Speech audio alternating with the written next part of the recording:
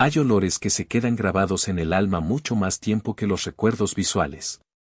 Para mí, el olor de la seguridad, el olor del amor incondicional, siempre será una mezcla de canela hirviendo en leche bronca, tierra mojada después de una lluvia de verano y el aroma antiguo de la madera de roble encerada. Ese era el perfume de la casa de mi abuela Toña. Incluso ahora, 5 años después de que tuvimos que despedirla en aquel cementerio gris bajo un cielo que parecía llorar con nosotros, cada vez que cruzo el umbral de la puerta principal, cierro los ojos e inhalo profundamente, esperando que, por un milagro de la física o de la fe, ella aparezca saliendo de la cocina, secándose las manos en su delantal bordado con flores de colores, para decirme, ya llegaste, mi niña. Siéntate que el chocolate está listo.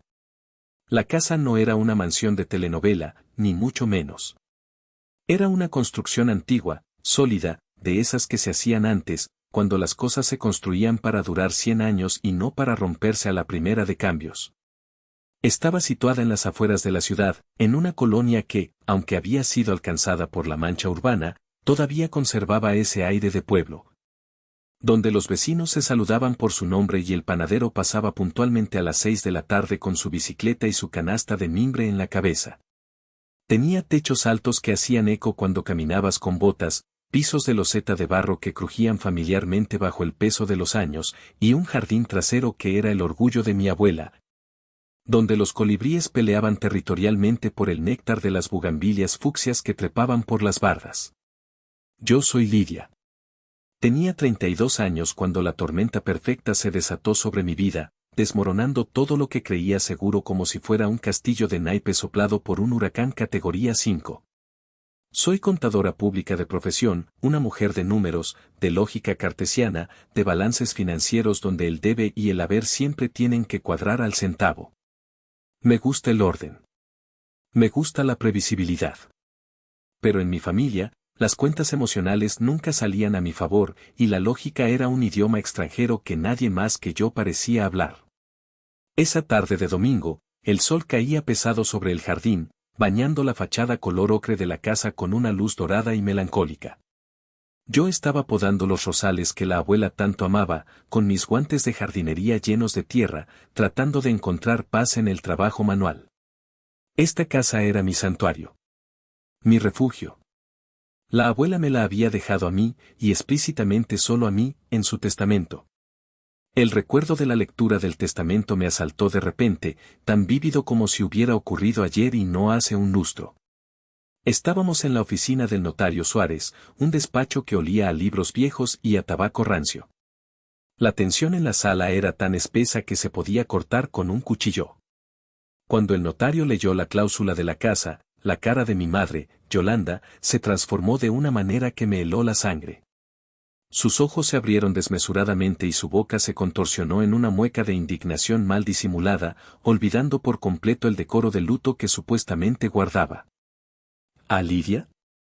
Había chillado, su voz rebotando en las paredes revestidas de madera. ¿Cómo que la casa es para Lidia? Eso es un error. Yo soy su única hija. Por derecho me corresponde a mí. El licenciado Suárez, un hombre viejo, paciente y amigo de toda la vida de la abuela, se ajustó los lentes sobre la nariz y carraspeó antes de leer la cláusula final. Esa posdata que la abuela había dictado con lucidez implacable días antes de morir: dejo mi casa a mi nieta Lidia, porque ella es la única que sabe lo que significa cuidar lo que se ama. La única que ha regado mis plantas y escuchado mis historias. Y porque te conozco, Yolanda, hija mía, sé que si te la dejo a ti, la venderías antes de que mi cuerpo se enfríe para comprar vanidades y pagar deudas que no deberías tener. Fue un golpe bajo, brutal y directo al ego de mi madre. Un bofetón desde el más allá. Pero era la verdad absoluta. Mi madre siempre había sido una mujer de apariencias, adicta al que dirán, experta en vivir muy por encima de sus posibilidades para aparentar ser de la alta sociedad. Y mi padre, bueno, mi padrastro, Rogelio, era un hombre que seguía la corriente de mi madre como un barco sin timón, siempre y cuando esa corriente no implicara trabajar demasiado o asumir responsabilidades pesadas. Desde ese día fatídico en la notaría, la casa se convirtió en un punto de discordia silencioso, una herida abierta que nunca cicatrizó. Yo vivía allí, feliz en mi soledad acompañada por los recuerdos de la abuela, sintiéndome protegida por esas paredes. Pero mi madre nunca me perdonó del todo. Su resentimiento se manifestaba en cada reunión familiar, en forma de comentarios venenosos envueltos en una dulzura falsa y empalagosa. Ay, mija, qué desperdicio de terreno para una sola persona, ¿no crees? Decía cada vez que venía, paseando por mi jardín con aire de inspectora de salubridad, tocando las hojas de las plantas con desdén. Aquí cabría una alberca preciosa si tiraras esos árboles viejos y feos. O podrías construir unos departamentos atrás para rentar. Tienes una mentalidad muy pequeña, Lidia, muy de pueblo. Me gustan los árboles, mamá. Y me gusta mi casa tal como está. Es como la abuela la quería, respondía yo siempre, respirando hondo, tratando de mantener la paz, de ser la hija respetuosa que se supone debía ser. Pero la paz en mi familia era una tregua frágil, un cristal delgado siempre a punto de romperse por el capricho de la verdadera reina de la casa, el sol alrededor del cual giraban mis padres, mi hermana menor, Vanessa. Si yo era la oveja negra, o mejor dicho, la mula de carga confiable de la familia, Vanessa era el unicornio dorado, la princesa de cuento de hadas. 5 años menor que yo, Vanessa había nacido con ese don inexplicable de encantar a mis padres y al mundo entero con solo parpadear sus largas pestañas.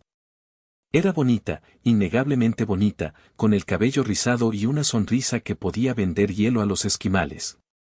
Pero debajo de esa fachada encantadora había una egolatría monstruosa que mis padres habían alimentado con cuchara de plata desde que tenía uso de razón. La dinámica familiar estaba establecida en piedra desde nuestra infancia: Lidia trabaja, Lidia resuelve, Lidia aguanta, Lidia comprende. Vanessa pide, Vanessa recibe, Vanessa brilla, Vanessa merece. Recuerdo perfectamente, con una claridad dolorosa, su fiesta de 18 años. Fue un evento que marcó la diferencia abismal entre nosotras. Mis padres tiraron la casa por la ventana, literalmente. Alquilaron el salón de eventos más exclusivo de la ciudad, contrataron un DJ de moda que cobraba en dólares y hubo barra libre de alcohol premium toda la noche. Yo, por supuesto, fui la encargada de la logística no glamorosa, coordinar a los meseros, pelearme con el proveedor de las flores que llegaron tarde, pagar las propinas extra de mi propio bolsillo y asegurarme de que la tía borracha no hiciera un escándalo y arruinara la noche de la princesa. El momento cumbre de la noche llegó a la medianoche. Rogelio, mi padrastro, tomó el micrófono con la cara roja por el tequila y el orgullo desmedido. Pidió silencio y las luces se atenuaron. Para mi princesa, mi niña hermosa, anunció con voz pastosa, señalando dramáticamente hacia la entrada del salón. Porque te mereces el mundo entero y más. Las puertas se abrieron y Vanessa chilló, un sonido agudo que taladró mis oídos, cuando vio entrar un auto compacto nuevo, color rojo cereza brillante, con un moño gigante plateado en el cofre. Todos los invitados aplaudieron y vitorearon. Yo aplaudí también, mecánicamente, aunque sentí un nudo en la garganta tan grande que apenas podía respirar. Cuando yo cumplí 18 años, me regalaron una calculadora científica Casio y un juego de plumas.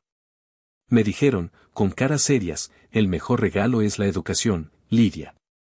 Con esto construirás tu futuro. Y tenían razón, en teoría. Pero durante toda mi carrera universitaria, viajé 2 horas de ida y 2 de vuelta en un autobús abarrotado y sudoroso cada día, cargando maquetas pesadas y libros de contabilidad. Expuesta a asaltos y al cansancio crónico. Mientras tanto, Vanessa ahora tendría un auto del año para ir a sus clases de diseño de modas en la universidad privada más cara de la ciudad, a solo 20 minutos de casa. ¿No te da gusto por tu hermana? Me susurró mi madre al oído en ese momento, notando mi sonrisa forzada y mis ojos vidriosos. Ella es más delicada que tú, Lidia. Tú eres fuerte, tú aguantas el camión, tienes carácter. A Vane le pueden hacer algo en la calle, es tan frágil. Tú eres fuerte. Esa frase ha sido mi maldición, mi condena. Ser fuerte significaba que no necesitaba ayuda, que no necesitaba consuelo, que no necesitaba regalos, que no necesitaba amor. Ser fuerte era la excusa perfecta, el pase libre moral para que ellos se desentendieran de mis necesidades emocionales y materiales. Esa noche, mientras conducía mi viejo sedán de segunda mano, que me compré yo misma trabajando de mesera los fines de semana, de regreso a la casa de la abuela, lloré. Lloré gritando, golpeando el volante hasta que me dolieron las manos. No lloraba por el auto era solo metal y plástico. Lloraba por la injusticia. Por la sensación de ser invisible a menos que necesitaran algo de mí. Pero al llegar a casa, al entrar en esa cocina silenciosa y preparar un té, sentí que la presencia de la abuela me abrazaba. No los necesitas, parecía susurrarme la casa con sus crujidos nocturnos. Tienes tu propio refugio. Aquí estás a salvo. Qué equivocada estaba. No sabía que mi refugio, mi amada casa, estaba a punto de convertirse en la trampa perfecta, el cebo irresistible para la codicia de mi propia sangre. Todo comenzó con la invitación a un domingo de carne asada. Mis padres me invitaron a su casa, la famosa casa de la ciudad. Era una vivienda moderna en una zona céntrica, de alta plusvalía, una de esas casas minimalistas con mucha fachada de cristal que parecen sacadas de una revista de arquitectura pero que se sienten frías, impersonales, como un consultorio dental caro. La habían comprado hacía años, hipotecándose hasta el cuello para mantener el estatus y presumir ante sus amistades. Llegué con un postre, un flan napolitano que hice yo misma, como siempre tratando de ganar puntos, de comprar afecto con servicio. Vanessa estaba desparramada en el sofá de piel blanca, limándose las uñas con desinterés, mientras Iker, su novio en ese entonces, y ahora esposo, veía el partido de fútbol en la pantalla plana gigante de 80 pulgadas. Iker era un tipo guapo en un sentido convencional y vacío, de esos que pasan más tiempo en el gimnasio mirándose al espejo que buscando trabajo.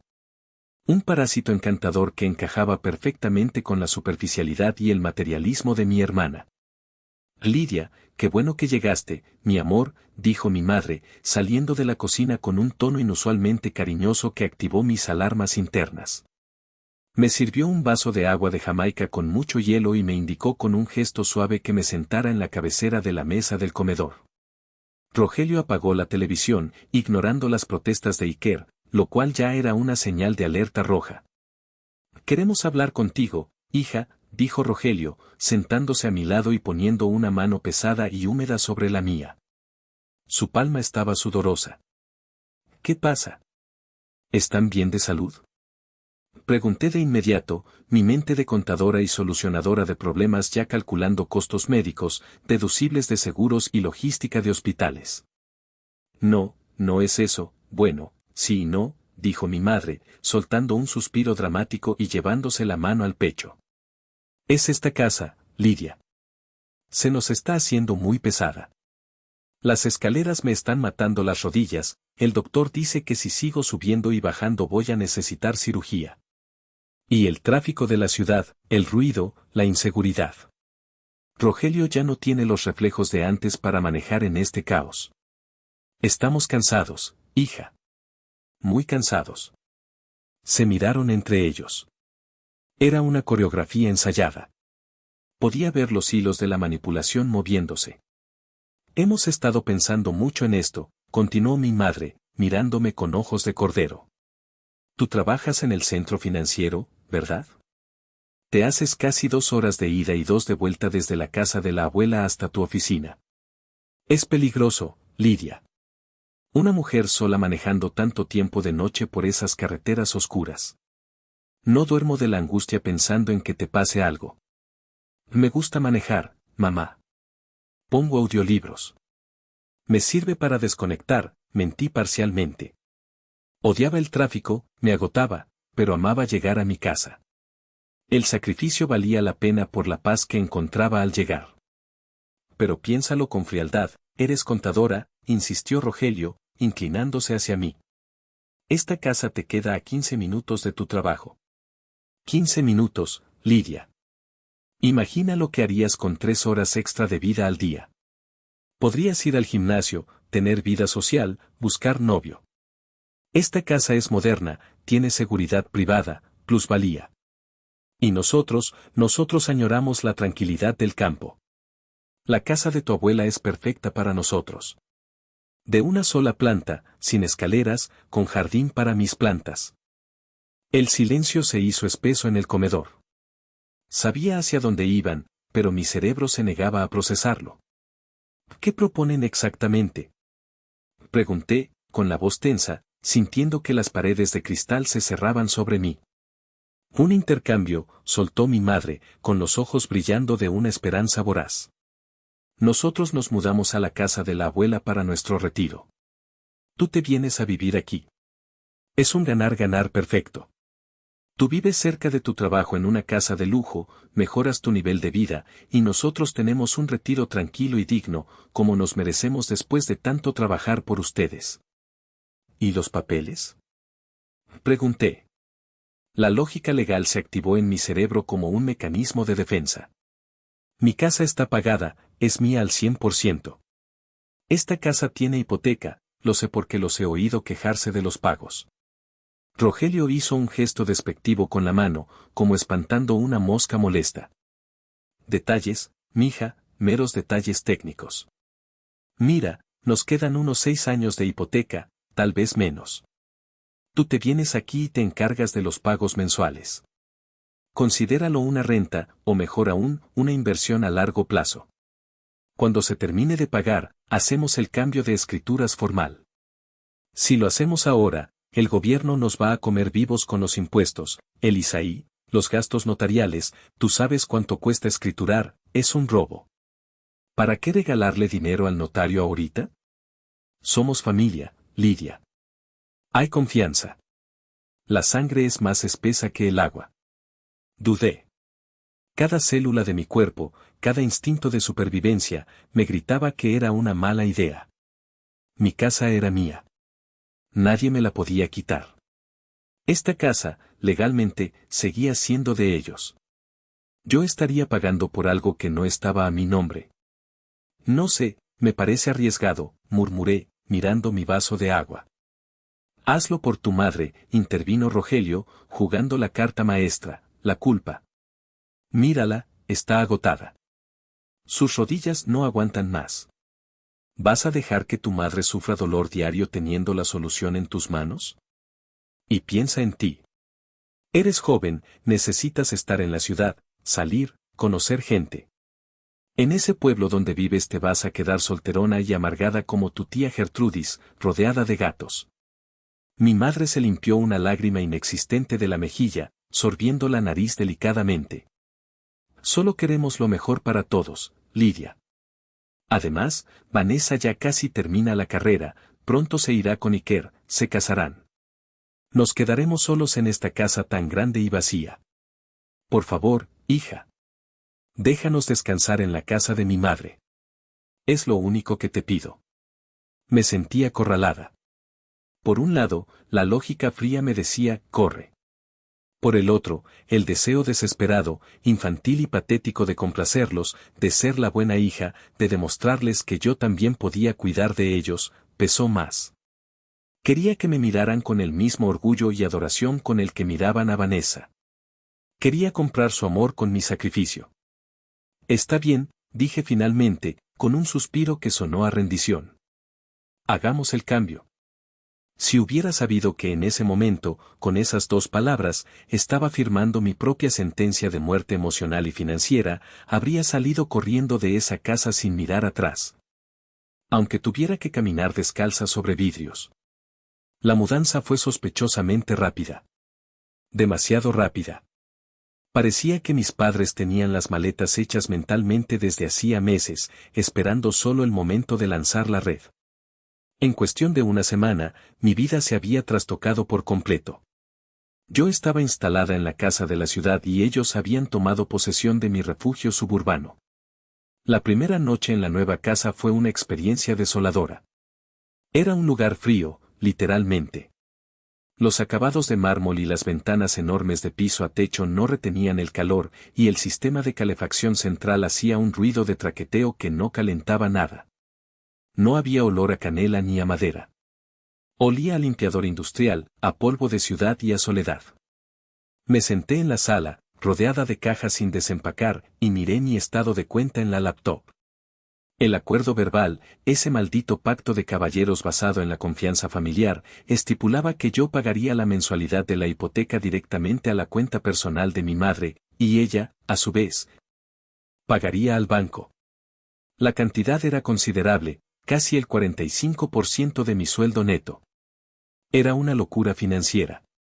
Pero yo, en mi afán de eficiencia y aferrándome a la promesa de que la casa sería mía, decidí apretarme el cinturón hasta casi no poder respirar. Si pago más, termino antes, pensé, abriendo una hoja de cálculo en Excel que titulé Proyecto Libertad. Cada mes, religiosamente, el día primero, transfería la mensualidad acordada más un extra significativo. A veces eran 5,000 pesos más, a veces 10,000, dependiendo de si había recibido algún bono o si había ahorrado en comida. Calculé que, a ese ritmo agresivo de pagos, liquidaría la deuda en 4 años en lugar de los 6 o 7 previstos. Me visualizaba recibiendo las escrituras, reformando esa fachada pretenciosa para hacerla más acogedora, haciendo mío ese espacio estéril. Mi vida se convirtió en una rutina monacal de trabajo y austeridad extrema. Dejé de salir los viernes con mis amigas de la oficina porque no tenía presupuesto. Cancelé mi suscripción al gimnasio y empecé a correr en el parque público, a veces bajo la lluvia. Mi dieta pasó a consistir en atún en lata, arroz y ensalada. Compraba la ropa en liquidaciones o usaba la misma de años anteriores. Todo por la casa. Todo por mi futuro patrimonio. Mientras tanto, mis padres parecían estar viviendo una segunda juventud dorada en la casa de la abuela. Cuando los visitaba los fines de semana, llevando despensa para ayudar, veía cambios sutiles pero dolorosos. Habían quitado mis rosales antiguos, esos que tenían décadas, para poner una fuente horrible de cemento con un querubín orinando que les parecía elegante. Habían pintado la cocina de un amarillo chillón que la abuela habría detestado. Cada cambio era una puñalada, pero me mordía la lengua hasta sangrar. Ahora es su casa, Lidia. Es el trato. Déjalos ser felices, me repetía como un mantra mientras conducía de regreso a mi jaula de cristal en la ciudad.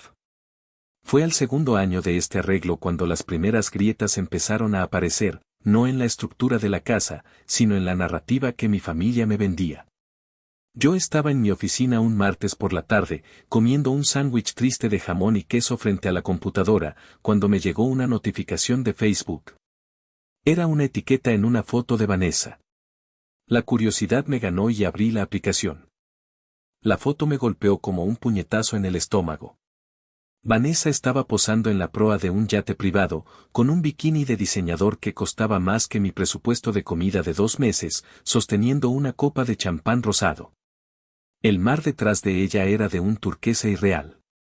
La ubicación decía, Cancún, Quintana Roo, viviendo la vida loca _blessed _family trip. Deslicé el dedo por la pantalla con manos temblorosas.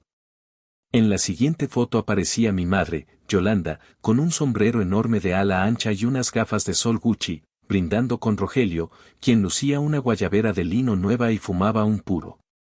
Se veían bronceados, relajados, ricos. Sentí un piquete agudo de ansiedad en el estómago. ¿De dónde sacaban el dinero para un viaje así? Sabía perfectamente que la pensión de Rogelio era mínima, apenas para lo básico, y que mi madre nunca había trabajado formalmente y no tenía ingresos propios. Yo les daba dinero para la hipoteca, no para lujos. Esa noche, incapaz de contener la duda, llamé a mi madre. «Hola, mija», contestó al tercer tono, y pude escuchar el sonido de las olas y música de salsa de fondo. Su voz sonaba alegre, despreocupada. «Mamá, vi las fotos en Facebook. Se ve increíble. ¿Cómo están?». Empecé suavemente. «Ay, hija, maravilloso. El clima está divino. Deberías ver el hotel, es todo incluido, una maravilla». «Oye, mamá», dudé un segundo, sintiendo el nudo en la garganta. ¿Cómo pudieron pagar un viaje así? Es temporada alta, los precios están por las nubes. Pensé que estaban muy ajustados de dinero, siempre me dices que apenas les alcanza. Hubo un silencio breve pero pesado al otro lado de la línea. La música pareció bajar de volumen. «Ah, eso», Río nerviosa, una risa aguda que conocía bien. Fue un regalo, una sorpresa total. ¿Te acuerdas de tu tía Marta, la que vive en el norte, en Monterrey? Pues nos llamó y dijo que nos veía muy estresados en las fotos, muy acabados. Nos invitó.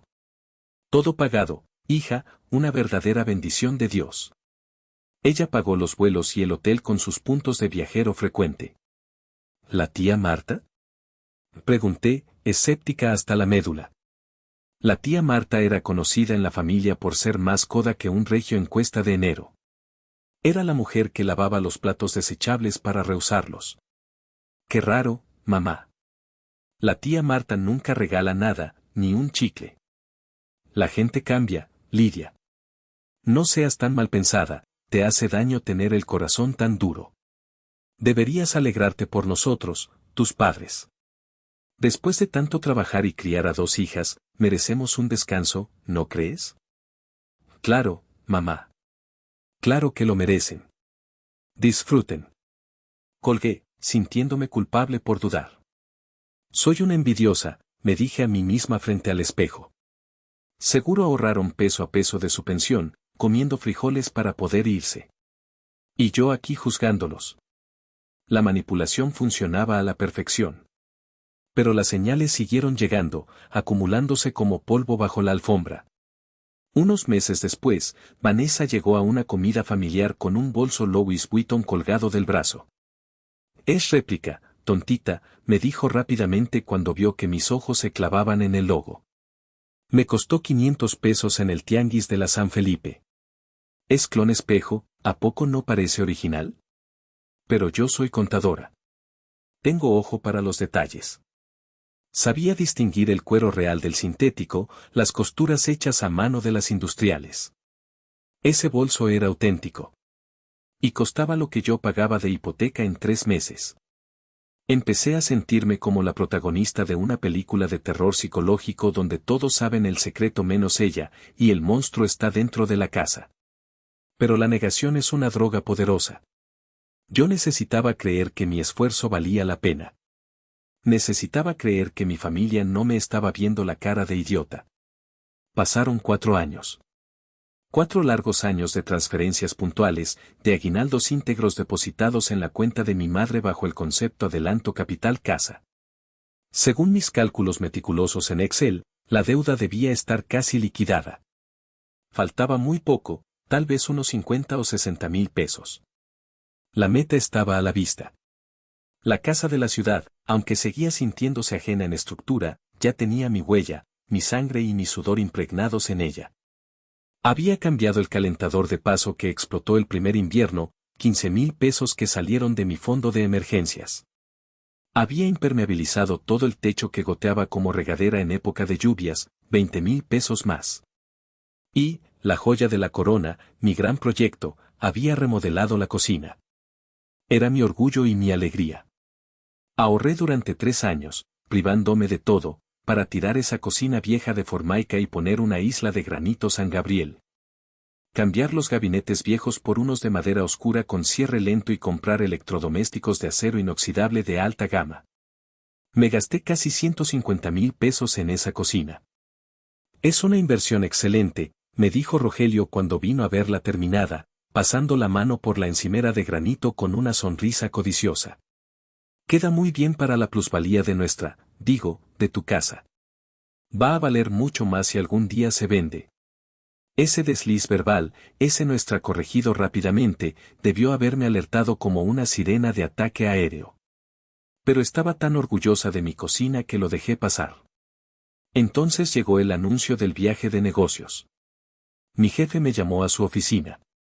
Lidia, te necesito en Monterrey. Hay una auditoría fiscal complicada en la sucursal norte y tú eres mi mejor elemento. Son 2 semanas, tal vez 3. Es una gran oportunidad, si sacas esto adelante, el ascenso a gerente regional es tuyo. Era la oportunidad de mi vida. El aumento de sueldo que vendría con el puesto me permitiría dar el último pago fuerte a la hipoteca y, por fin, escriturar la casa a mi nombre. Cuenta conmigo, le dije. Esa noche, mientras cenaba en casa de mis padres, en mi antigua casa, les conté la noticia. No te preocupes por la casa, hermanita, me dijo Vanessa de inmediato, con una servicialidad sospechosa. Yo puedo ir a darme una vuelta cada 2 días, regar tus plantas, recoger el correo, asegurarme de que todo esté bien. No me cuesta nada. No es necesario, Vane, dije rápido. No confiaba en Vanessa dentro de mi espacio personal. Era curiosa, imprudente y no respetaba límites. Ay, Lidia, no seas así, tan desconfiada, intervino mi madre, sirviéndome más café. Deja una copia de las llaves con nosotros por cualquier emergencia. Imagínate que hay una fuga de gas, o un cortocircuito, o que se mete un ladrón y suena la alarma, y tú allá en el norte sin poder hacer nada. Es por seguridad, hija. Somos tu respaldo. La lógica de la seguridad, combinada con la presión de grupo, me venció. A regañadientes, saqué el juego de llaves de repuesto de mi bolsa y se lo entregué a mi madre antes de irme al aeropuerto. Solo para emergencias reales, mamá, le advertí, mirándola a los ojos. No quiero a nadie entrando sin razón. Me gusta mi privacidad. Por Dios, Lidia, ni que tuviéramos ganas de ir a limpiar tu polvo o a husmear en tus calzones. Vete tranquila, concéntrate en tu trabajo. Nosotros cuidamos el fuerte. Me fui al aeropuerto con un mal presentimiento en el pecho, una opresión que atribuí a los nervios del viaje. Trabajé como loca durante 2 semanas en Monterrey, auditando libros contables hasta la madrugada, soñando con regresar a mi cocina nueva. Prepararme un café expreso en mi máquina nueva y descansar sabiendo que estaba a punto de ser la dueña legítima de mi hogar. No sabía que esa casa ya no era mía. En realidad, nunca lo había sido. Solo había estado pagando el alquiler más caro de la historia para financiar la vida de lujos de mis verdugos. Y hola a todos. Gracias por escuchar hasta aquí. Sé que la historia está intensa y da mucho coraje. Si están sintiendo la frustración de Lidia, por favor denle like al video ahora mismo, eso nos ayuda muchísimo. Suscríbanse al canal para no perderse el desenlace que viene a continuación y activen la campanita. Déjenme un comentario con el nombre de su ciudad y díganme, ¿alguna vez han prestado dinero a un familiar y no se los pagó? Los leo en los comentarios. El vuelo de regreso desde Monterrey se retrasó 3 horas por una tormenta eléctrica severa sobre la Ciudad de México. Aterricé pasada la medianoche, con el cuerpo molido por el estrés de la auditoría y los asientos incómodos de la clase económica. La ciudad me recibió con una lluvia torrencial, de esas que inundan las avenidas y convierten el tráfico en una pesadilla acuática. Estaba exhausta hasta la médula. Mi maleta pesaba 1 tonelada llena de ropa sucia y documentos. Solo quería llegar, quitarme el traje sastre que me apretaba, darme una ducha hirviendo en mi baño remodelado y dormir hasta el mediodía siguiente. Soñaba con mis sábanas de algodón egipcio. El taxi de aplicación me dejó frente a la casa a la 1 de la mañana. La lluvia caía a cántaros, fría y despiadada, empapándome en los 3 metros que separaban la banqueta del porche techado. Temblando, busqué mis llaves en el bolso con manos torpes y entumecidas. Encontré el llavero y metí la llave en la cerradura de la puerta principal. No entró. Qué raro, pensé, frotándome los ojos cansados. Debo estar tratando de meter la llave de la oficina o del archivo. Probé con otra llave. Nada. Volví a probar con la primera, forzándola un poco, girándola, tratando de encontrar el mecanismo. La llave chocaba con metal sólido. Me agaché, sacando mi celular para usar la linterna y mirar la cerradura bajo la luz tenue. Sentí un escalofrío que recorrió mi columna vertebral y que no tenía nada que ver con la lluvia. La cerradura era nueva. No era la chapa dorada que yo tenía. Era una de esas cerraduras digitales modernas, con teclado numérico iluminado en azul y lector de huella dactilar, que yo definitivamente no había instalado ni autorizado. ¿Qué demonios?, murmuré, el pánico empezando a burbujear en mi garganta. Retrocedí unos pasos hacia el jardín delantero, protegiéndome de la lluvia con mi maletín, y miré hacia las ventanas de la sala. Las cortinas estaban cerradas, pero se filtraba luz por los bordes. Y se escuchaba música. No música clásica ni la televisión. Era reggaetón a todo volumen, con un bajo que hacía vibrar los cristales. Golpeé la puerta con el puño cerrado, fuerte, una y otra vez. Mamá. Vanessa. ¿Hay alguien ahí? Grité, pensando en una explicación lógica. Tal vez habían tenido esa emergencia. Tal vez entraron ladrones y tuvieron que cambiar la chapa de urgencia y mis padres estaban adentro cuidando. Nadie respondió al principio, pero la música bajó de volumen repentinamente. Escuché risas. Risas ahogadas, susurros. Volví a golpear, esta vez con furia, pateando la parte baja de la puerta. Abran la puerta. Soy yo, Lidia. Sé que hay alguien ahí. Entonces escuché el sonido metálico de los cerrojos abriéndose por dentro. 1, 2, 3 vueltas de seguridad. La puerta se abrió lentamente, revelando el interior cálido y seco que tanto anhelaba. Lo que vi me dejó paralizada, con el agua escurriendo por mi cabello y metiéndose en mis ojos. Vanessa estaba parada en el umbral, bloqueando la entrada.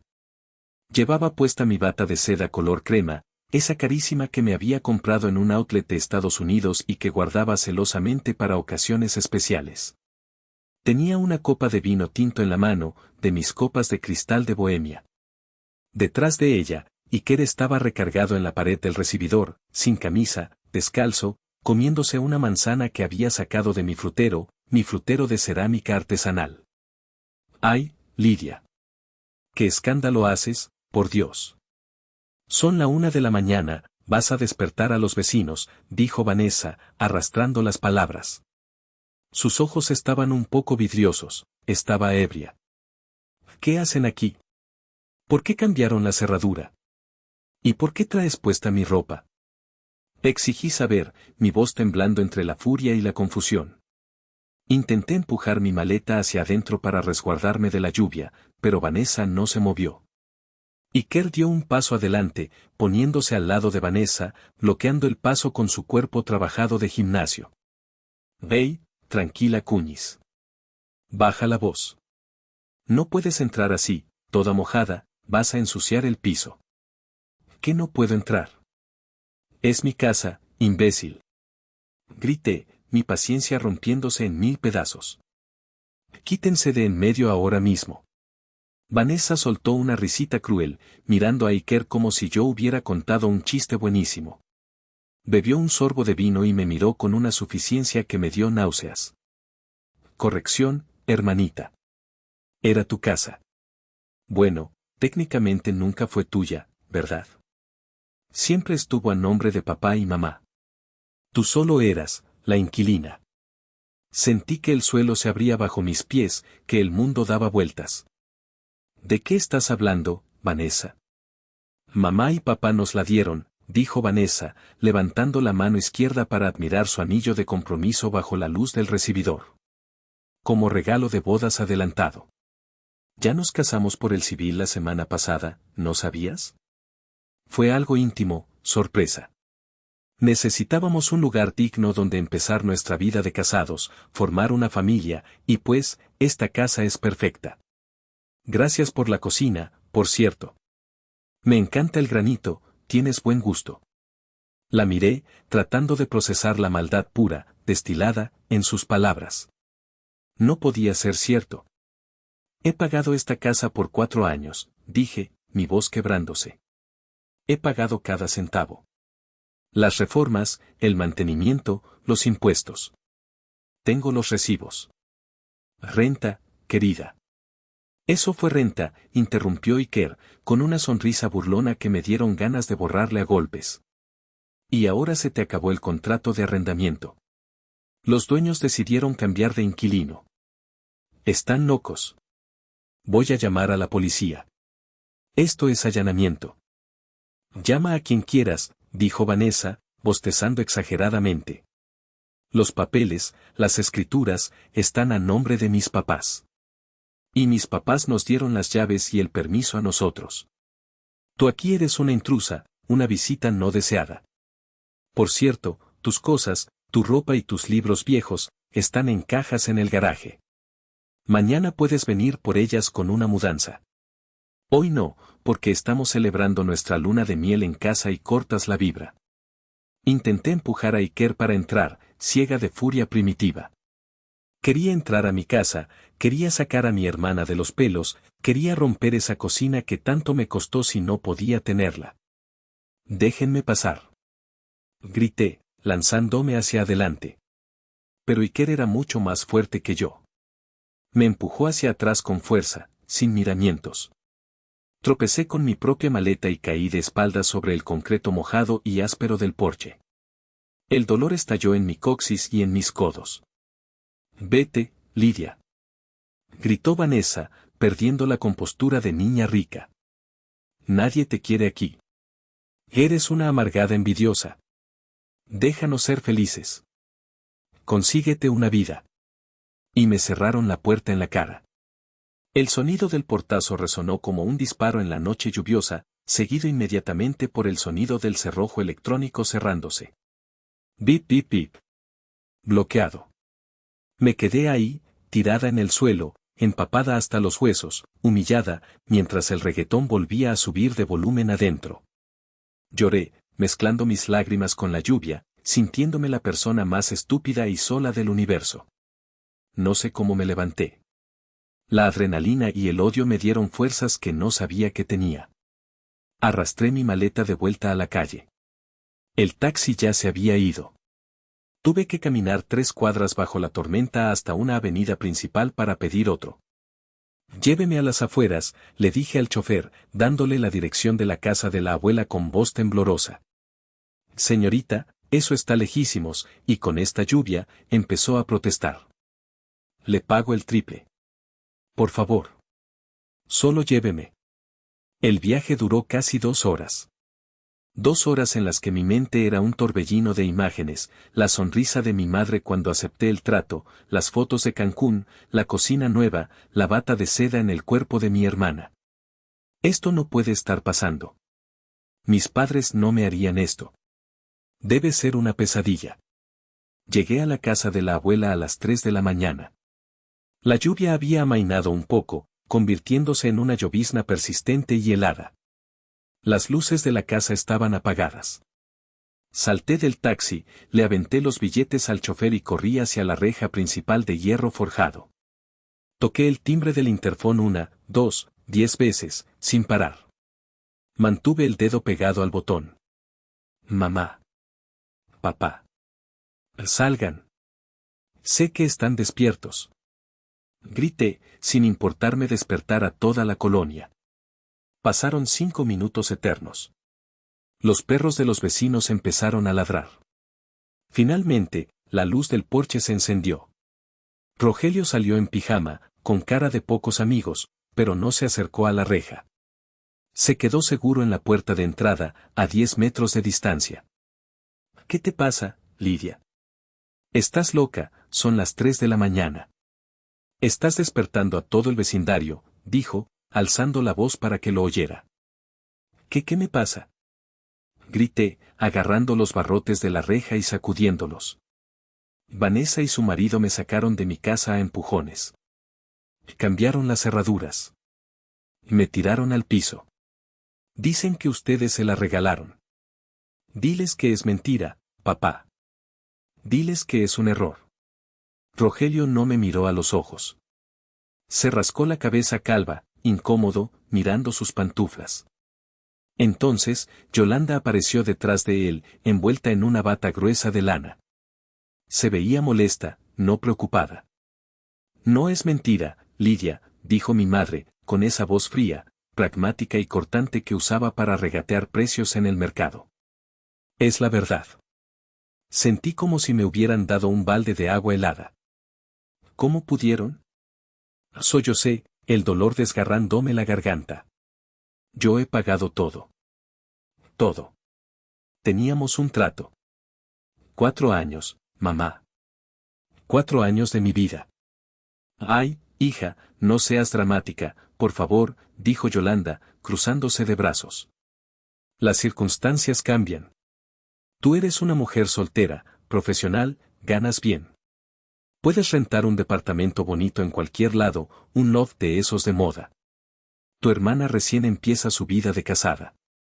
Ella no tiene trabajo, y Ker está empezando. Ellos necesitan estabilidad, un techo seguro. ¿Y yo? Pregunté, incrédula. ¿Yo no necesito un techo? Tú eres fuerte, Lidia. Siempre lo has sido. Es cuestión de justicia familiar distributiva. El que tiene más, ayuda al que tiene menos. Es lo cristiano. ¿Justicia? Reí, una risa histérica que me dolió en el pecho. ¿Justicia es robarme? Son unos ladrones. Me robaron mi dinero y mi casa. Cuidado con cómo nos hablas. Bramó Rogelio, señalándome con el dedo. Somos tus padres. Nos debes respeto. Y nos debes agradecimiento. Te dimos la vida y te dimos techo 4 años en esa casa. Yo pagué ese techo. Grité, mi voz rompiéndose. Ya basta, cortó Yolanda con autoridad. Estás alterada e histérica. Vete a un hotel, date un baño caliente y mañana hablamos cuando se te baje el berrinche. No te vamos a abrir. No queremos escándalos aquí ni escenas de telenovela. Esta es mi casa, susurré, la realidad golpeándome de repente como un rayo de claridad en medio de la tormenta. La casa de la ciudad estaba a nombre de ellos, sí. Perdida. Pero esta casa, la casa donde ellos dormían calientitos. ¿Qué dijiste? Preguntó Yolanda, entrecerrando los ojos. Dije que esta es mi casa, grité con una fuerza renovada, secándome las lágrimas con rabia. La abuela me la dejó a mí. Las escrituras están a mi nombre. Ustedes son los intrusos aquí. Yolanda soltó una carcajada seca y breve. Por favor, Lidia. Eso fue hace años. Nosotros vivimos aquí. Es nuestro hogar. Tú nos lo cediste verbalmente. Fue un intercambio. Si ustedes rompen su parte del trato, yo rompo la mía. Abran la puerta ahora mismo o juro que se arrepentirán. Lárgate, Lidia, dijo Rogelio, y apagó la luz del porche, dejándome en la oscuridad. Si sigues gritando, llamamos a la patrulla por alteración del orden y te van a llevar detenida. Se metieron y cerraron la puerta de madera pesada. Escuché el cerrojo. Me quedé sola en la oscuridad de la calle, temblando de frío, de lluvia y de un odio tan puro y cristalino que me asustó. En ese momento, bajo la lluvia, la Lidia hija obediente, la Lidia sumisa que solo quería comprar amor, murió ahogada. Y en su lugar nació alguien frío, calculador y dispuesto a prenderle fuego al mundo para ver a sus enemigos arder. Pasé lo que quedaba de la noche en un motel de paso barato en la carretera, de esos con luces de neón parpadeantes, sábanas sintéticas que pican y olor a cigarro rancio impregnado en las paredes. No dormí ni un minuto. Me pasé las horas secando mi ropa con la secadora de pelo del cuarto y buscando en Google en mi celular, abogados inmobiliarios despiadados, juicio reivindicatorio, desalojo de familiares. A la mañana siguiente, a las 9 en punto, con los ojos rojos y el traje arrugado, estaba sentada en la sala de espera del despacho del licenciado Galindo. Me lo había recomendado una amiga de la universidad que se divorció y dejó a su exmarido en la calle. Galindo era un hombre bajo, calvo, con cara de bulldog y una reputación de ser el tiburón más grande y sanguinario de la pecera legal de la ciudad. Le conté todo. Sin llorar. Con frialdad de contadora. Le mostré las transferencias bancarias mensuales etiquetadas como pago hipoteca casa ciudad. Le mostré los mensajes de WhatsApp archivados donde mi madre decía cosas como, gracias por el depósito, hija, ya falta menos para que sea tuya. Le mostré el testamento de la abuela y, lo más importante, las escrituras originales de la casa de las afueras, que afortunadamente yo guardaba en una caja de seguridad en el banco, y no en la casa. Galindo escuchó en silencio, tomando notas rápidas en una libreta amarilla con una pluma fuente cara. Cuando terminé, se quitó los lentes, se frotó el puente de la nariz y me miró fijamente. Señorita Lidia, voy a ser brutalmente honesto con usted, porque usted me paga para que le diga la verdad, no para que le sobe la espalda. La casa de la ciudad, dala por perdida. Sentí que el aire se me escapaba de los pulmones. ¿Cómo? Pero tengo los comprobantes, tengo los mensajes. Sí, pero las escrituras, el título de propiedad, están a nombre de sus padres. Esos pagos que usted hizo pueden argumentarse legalmente como renta, como apoyo familiar, como donaciones voluntarias de una hija agradecida. Pelear eso en un juicio civil por enriquecimiento ilícito o fraude nos tomaría 5 o 6 años, costaría una fortuna en honorarios y peritajes, y el resultado es incierto. Sin un contrato de compraventa privado firmado, es su palabra contra la de los dueños registrales. Bajé la cabeza, derrotada. 4 años de mi vida a la basura. 1.000.000 de pesos regalados. Pero, continuó Galindo, y una sonrisa maliciosa y depredadora cruzó su rostro, la casa de las afueras, esa es otra historia muy diferente. Esa es suya. Al 100%. Registrada en el registro público de la propiedad a su nombre. No hay usufructo vitalicio reservado para sus padres, no hay contrato de arrendamiento firmado, no hay comodato. Ellos son, legalmente hablando, paracaidistas en su propiedad. Ocupantes precarios. ¿Qué podemos hacer? Pregunté, sintiendo una chispa de esperanza encenderse en mi pecho. No que podemos, sino que vamos a hacer. Tengo una estrategia de 2 pasos. Primero, ataque financiero, usted deja de pagar la hipoteca de la casa de la ciudad hoy mismo. Ni un peso más. Cancela domiciliaciones, bloquea transferencias. Que se arreglen ellos con el banco. Segundo, ataque territorial, iniciamos un juicio de desahucio expreso o una acción reivindicatoria contra sus padres. Tengo contactos en el juzgado para agilizar la notificación. Dado que no hay contrato de renta que los proteja y usted es la legítima dueña, podemos sacarlos por ocupación ilegal. Son mis padres, dije, sintiendo un último, débil remanente de culpa inculcada por años de condicionamiento. Galindo se inclinó sobre el escritorio, mirándome a los ojos. ¿Se comportaron como padres anoche cuando la dejaron tirada bajo la lluvia en la madrugada? ¿Se comportaron como padres cuando le robaron su dinero para dárselo a su otra hija? La imagen de Iker empujándome, de Vanessa riéndose con mi bata puesta, y de mi madre apagando la luz del porche me endureció el corazón instantáneamente, convirtiéndolo en piedra. No. No lo hicieron. Se comportaron como enemigos. Entonces procedemos como tal. Sin piedad. Firme aquí. 3 semanas después, la bomba nuclear estalló. Era un martes por la mañana, nublado y gris. Yo no fui personalmente. Galindo me aconsejó no estar presente para evitar agresiones físicas o emocionales que pudieran complicar el proceso. Me quedé en un café cerca de mi oficina, temblando sobre mi taza, esperando noticias. La policía llegó a la casa de la abuela a las 7 de la mañana en punto, acompañados por el actuario del juzgado y un cerrajero. Mis padres estaban desayunando café con pan dulce, ajenos a que su mundo estaba a punto de colapsar. Galindo me narraba todo por mensajes de texto en tiempo real. 7:15 de la mañana, Galindo, el actuario está notificando. El sujeto masculino, Rogelio, se resiste. Grita que es su casa, que llevan 4 años viviendo ahí. El oficial le pide documentos que acrediten la propiedad o la renta. No tienen nada. 7:20 de la mañana, Galindo, la sujeto femenino, Yolanda, está en crisis. Llora, grita, dice que la están matando. Está llamándola a usted a su celular. No conteste bajo ninguna circunstancia. Mi teléfono empezó a vibrar furiosamente sobre la mesa. La pantalla se iluminaba, mamá llamando.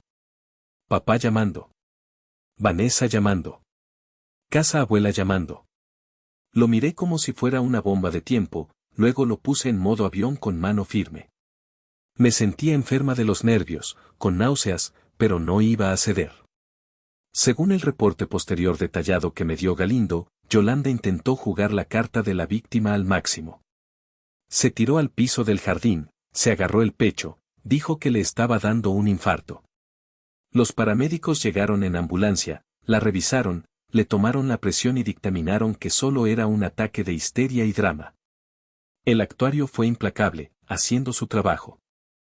Señores, tienen 2 horas para sacar sus efectos personales indispensables, ropa, medicinas, documentos. El resto de los muebles y enseres se quedan bajo resguardo hasta que la dueña decida qué hacer con ellos, o pueden contratar una mudanza ahora mismo si la consiguen en este instante. Si no salen en 2 horas, la fuerza pública los sacará. Mis padres, los que siempre presumían de clase y estatus, tuvieron que meter su ropa apresuradamente en bolsas de basura negras de jardín. La imagen era de una justicia poética brutal. Ellos trataron mis cosas como basura en el garaje de la casa de la ciudad, y ahora ellos salían de mi casa cargando bolsas de basura. Vanessa llegó media hora después en su auto, alertada por los gritos. Llegó gritando como loca, insultando a los policías, llamándolos gatos y muertos de hambre. Casi se la llevan detenida por desacato a la autoridad y obstrucción de la justicia. Tuvo que intervenir Iker para calmarla y meterla al coche. A las 11 de la mañana, el mensaje final de Galindo llegó. 11 de la mañana, Galindo, la propiedad está despejada y asegurada. Cerraduras cambiadas. Tengo las llaves nuevas en mi oficina. Felicidades, Lidia. Encendí mi teléfono. Tenía 73 llamadas perdidas y un mensaje de voz de mi madre que decidí escuchar para cerrar el ciclo. Eres una maldita. Una hija desnaturalizada. ¿Cómo pudiste echarnos a la calle como perros?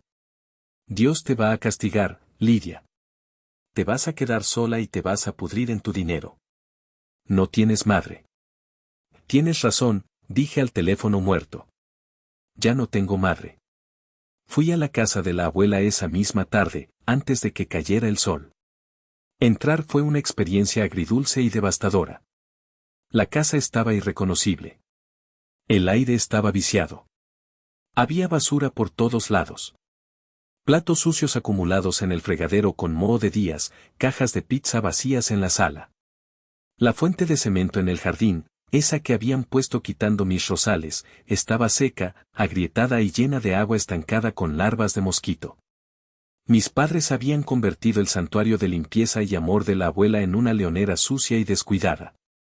Caminé por las habitaciones como un fantasma. En la recámara principal, la que era de la abuela, habían quitado el cuadro antiguo de la Virgen de Guadalupe y habían taladrado la pared para poner una televisión enorme de pantalla plana. La alfombra tenía manchas de vino. El olor a canela y madera había desaparecido, reemplazado por un olor a humedad, encierro y desidia. Me senté en la vieja mecedora de la abuela, que milagrosamente habían dejado arrumbada en un rincón del cuarto de servicio, tal vez porque la consideraban vieja y fea y no combinaba con sus pretensiones. Me permití llorar. Lloré por la casa profanada, lloré por la familia que nunca tuve y que tanto deseé, lloré por la niña ingenua que fui. Pero luego, me sequé las lágrimas con el dorso de la mano. Me levanté y empecé a limpiar. Fue un acto de exorcismo. Saqué las bolsas de basura que habían dejado. Abrí todas las ventanas y puertas para que entrara el aire fresco del atardecer y saliera el olor a ellos. Fui al jardín y, con mis propias manos y una maceta, arranqué las malas hierbas que ahogaban lo que quedaba de las plantas de la abuela. Trabajé hasta que me sangraron los dedos y me dolieron los músculos, hasta que cayó la noche. Esa noche, no quise dormir en la cama que habían usado mis padres. Me daba asco. Dormí en el suelo de la sala, sobre una colchoneta de yoga y envuelta en una manta que traje de mi coche. Pero dormí profundamente, sin pesadillas. Por primera vez en 4 años, estaba en mi casa. Nadie me podía correr. Nadie me podía pedir renta. Nadie me podía juzgar. A la mañana siguiente, a primera hora, fui al banco. Me senté con un ejecutivo y cancelé formalmente cualquier domiciliación a la cuenta de mi madre. Señorita, ¿está segura?, preguntó la cajera, mirando la pantalla. Esto podría generar intereses moratorios graves para el titular del crédito hipotecario. Se van a meter en problemas en el buró de crédito. Estoy totalmente segura, dije con una sonrisa gélida. Que el titular se preocupe. No es mi deuda. Pasaron 2 meses de silencio relativo. Supe por rumores de vecinos y familiares lejanos que mis padres y Vanessa se habían ido a vivir todos juntos a un departamento pequeño y oscuro en una zona fea de la ciudad. Pagado probablemente con el límite de sus tarjetas de crédito o algún préstamo usurero. Yo estaba reconstruyendo mi vida y mi casa. Había contratado a un jardinero experto para revivir los rosales y quitar la fuente horrible. Había pintado la cocina de blanco y azul talavera, como era originalmente en tiempos de la abuela. Entonces llegó la llamada que estaba esperando. Era un número desconocido. Bueno. Lidia, era mi madre. Su voz sonaba diferente, irreconocible. Ya no había arrogancia, ni tono de mando, ni dulzura falsa. Solo había miedo puro y desesperación. ¿A qué quieres, Yolanda? Ya no le decía mamá. Ese título se gana, y ella lo había perdido. El banco llamó hoy temprano. Dicen que no se han hecho los pagos de la hipoteca en 2 meses. Nos llegó un aviso de cobro extrajudicial. Nos están cobrando intereses moratorios altísimos. Son casi 50,000 pesos solo de intereses y penalizaciones para poner la cuenta al corriente. ¿Y? Pregunté tranquilamente, sentada en mi jardín, admirando un colibrí. ¿Y? ¿Cómo que? Tienes que pagar, Lidia. Es tu responsabilidad. Tuvimos un trato. Te equivocas. Yo no vivo ahí. Ustedes me echaron, ¿recuerdas? Dijeron que esa casa era de Vanessa. Su regalo de bodas. Que pague ella. O que pague Iker, su marido exitoso. Vanessa no tiene trabajo, Lidia, tú lo sabes. Iker. Iker está buscando oportunidades, su negocio de criptomonedas no funcionó. No tienen liquidez ahorita. Pues que venda el coche rojo que le regalaron. O los bolsos Louis Vuitton. O que venda la casa. Ah, no, espera, si venden la casa con la deuda que tiene y las multas, se quedan sin nada, ¿verdad? Porque la plusvalía no cubre el fraude. Lidia, por favor, no seas cruel. Nos van a quitar la casa. Nos van a embargar. Tu padre está con la presión alta, le puede dar un derrame. No es mi problema. Ustedes rompieron el trato. Ustedes me robaron. Ustedes quisieron jugar a los ricos con mi dinero. Ahora lidien con las consecuencias de sus actos. Bienvenidos al mundo real. Colgué. Pero la curiosidad profesional me ganó. Llamé a Paco, un viejo amigo de la universidad que ahora era gerente en el banco donde mis padres tenían la hipoteca. Le pedí, como favor personal y confidencial, que checara el estatus real de esa cuenta. Lo que me dijo me dejó helada, superando mis peores sospechas. Lidia, siéntate si estás de pie, me dijo Paco por teléfono, su voz grave. La situación financiera de tus padres es catastrófica. Es peor de lo que crees. ¿Qué tan peor, Paco? Deberían faltar como 2 años para pagar la hipoteca, ¿no? Con todo lo que adelanté a capital estos 4 años. Lidia, no se adelantó nada a capital. Absolutamente nada. Nunca.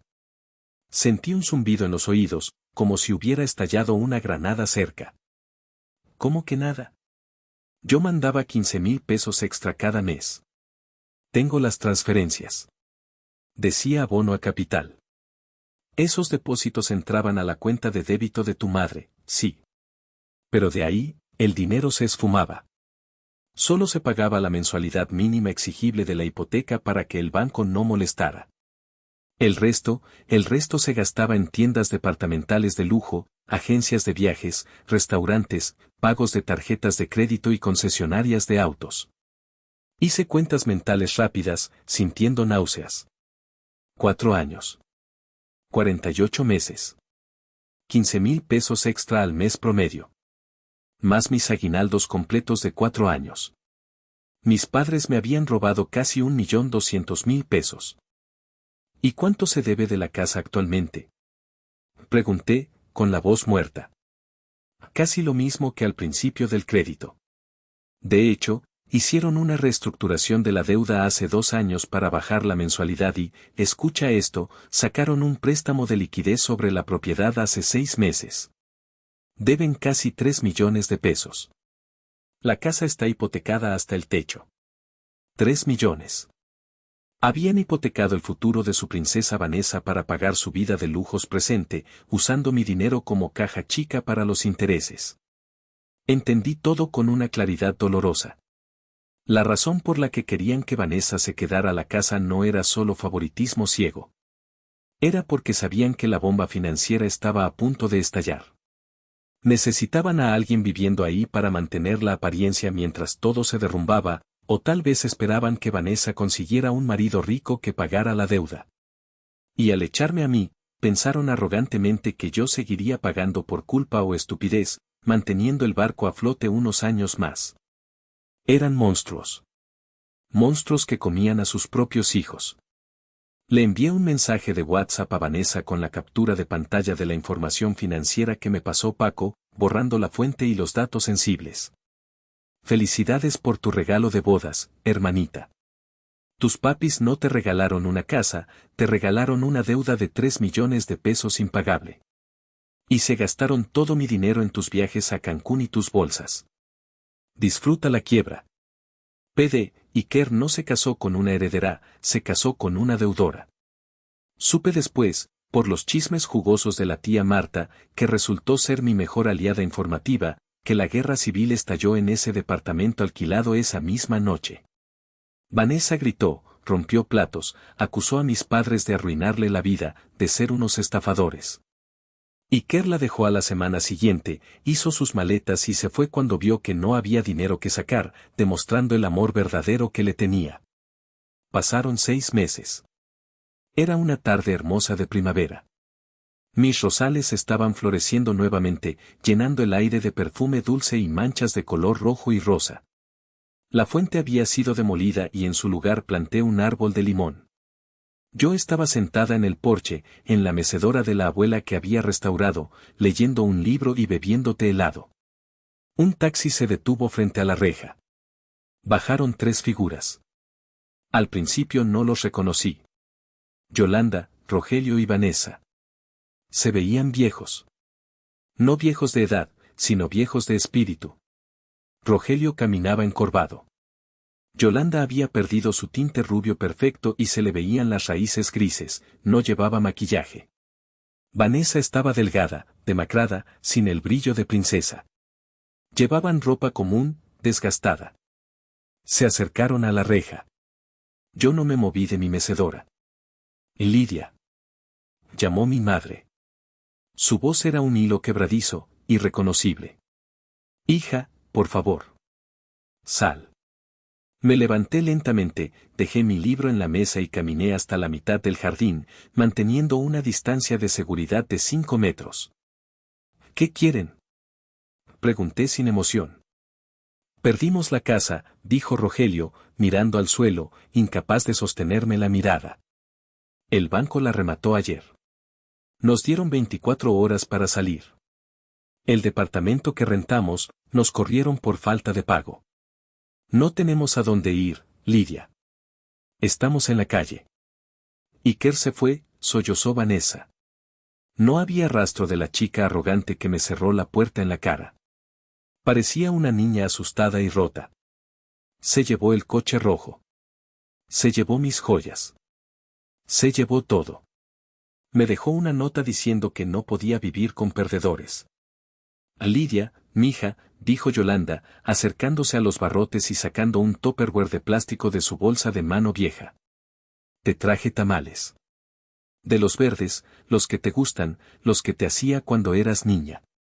Por favor, déjanos entrar. Solo por unos días. Mientras nos acomodamos, mientras Rogelio cobra su pensión. Somos tu familia. La sangre llama, hija. No nos des la espalda. Miré el tupperware. Miré sus caras suplicantes, sus ojos rojos de tanto llorar. Por un segundo, una fracción de segundo traicionera, sentí lástima. Eran mis padres.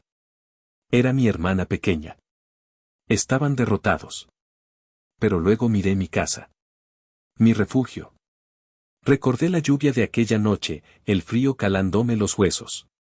Recordé la risa burlona de Vanessa, el empujón violento de Iker. Recordé las mentiras sobre la tía Marta. Recordé el 1.200.000 pesos robados. Recordé a la abuela Toña y su advertencia en el testamento. Si les abría la puerta ahora, aunque fuera por una noche, nunca se irían. Se instalarían como parásitos, me manipularían, me consumirían hasta dejarme en los huesos otra vez. Eran un pozo sin fondo. La sangre llama, dije, con voz firme y clara que resonó en el silencio de la tarde, pero la dignidad grita más fuerte. ¿Qué? Preguntó Yolanda, sin entender. No van a entrar. Nunca más. Esta casa está prohibida para ustedes. No puedes hacernos esto. Gritó Vanessa, agarrando los barrotes. Y eres nuestra hermana. Es inhumano. Vamos a dormir en la calle. Inhumano fue lo que ustedes me hicieron a mí. Inhumano es robarle a una hija. Lo que sembraron durante años, eso están cosechando hoy. Vayan a un albergue del gobierno. O pídanle ayuda a la tía Marta, esa que supuestamente les pagaba los viajes. Pero aquí, en la casa de Antonia, ya no hay lugar para ladrones ni traidores. Me di la media vuelta. Lidia. Lidia, por favor. Perdónanos. Los gritos de mi madre se clavaban en mi espalda, desesperados. Entré a la casa y cerré la puerta de roble macizo. Pasé el cerrojo. Fui al equipo de sonido y puse música. Boleros, sabor a mí, los que le gustaban a la abuela. Subí el volumen hasta que los gritos de afuera desaparecieron, ahogados por la música y la solidez de mis paredes. Me serví una taza de chocolate caliente, inhalé el aroma a canela y miré por la ventana hacia el jardín trasero, donde los colibríes seguían volando, ajenos al drama humano, libres. Estaba sola. No tenía padres, no tenía hermana, no tenía pareja. Pero tenía mi paz. Tenía mi dignidad. Y por primera vez en mi vida, eso era suficiente. Hablo con ustedes ahora, desde la tranquilidad de mi sala, años después. A veces, cuando la casa está muy silenciosa y el viento sopla, me pregunto, ¿fui demasiado dura? ¿Debería haberles tirado un salvavidas a las personas que me enseñaron a nadar solo para intentar ahogarme después? ¿Ustedes qué hubieran hecho? ¿Abrirían la puerta o pondrían el cerrojo? Muchas gracias por escuchar mi historia hasta el final. Si este relato te ha movido algo por dentro, te pido que le des like al video y te suscribas al canal para más historias reales como esta. Ayúdame a compartir este mensaje. Nos vemos en la próxima historia.